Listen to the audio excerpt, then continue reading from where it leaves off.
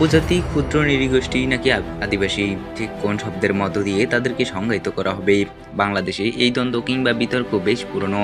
সাম্প্রতিক মাধ্যমিক পর্যায়ে একটি পাঠ্য বইয়ের পোস্টার থেকে আদিবাসী শব্দটি সম্বলিত একটি গ্রাফিক বাদ দেয়াকে কেন্দ্র করে পাঠ্যপুস্তক ও বোর্ডের সামনে আন্দোলনরত বিভিন্ন নৃগোষ্ঠী শিক্ষার্থীদের ওপর হামলার ঘটনায় আদিবাসী সংক্রান্ত নামটি ওই বিতর্কে নতুন করে সামনে এসেছে।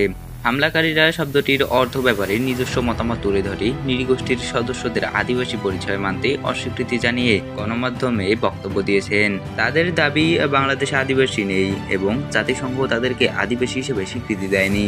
সেই সাথে বাংলাদেশের যদি কাগজে কলমে আদিবাসী হিসেবে স্বীকৃতি দেয়, তাহলে বাংলাদেশের সার্বভৌমত্ব দীর্ঘমেয়াদে সংকটময় পরিস্থিতির মধ্যে পড়তে পারে।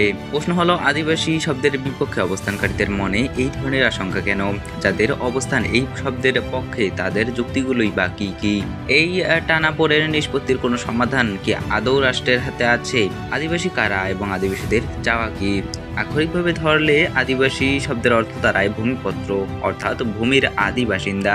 যদিও বাংলাদেশ সরকার কখনোই কাগজে কলমে ক্ষুদ্র নৃগোষ্ঠীর মানুষদের এই ভূমির আদি অধিবাসী হিসেবে স্বীকৃতি দেয়নি, এমনকি আদিবাসী শব্দটি গ্রহণও করেনি।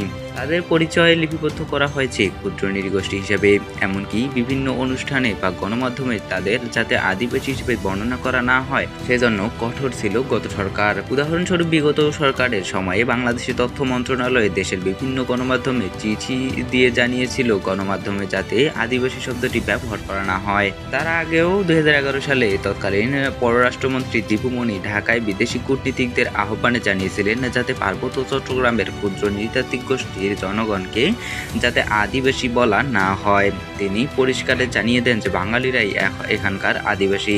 সেবার তিনি গণমাধ্যমের সম্পাদকদেরও আদিবাসী শব্দটি ব্যবহার না করার অনুরোধ জানান। বাইজিদ বুস্তামি, নতুন দিগন্ত লাইভ।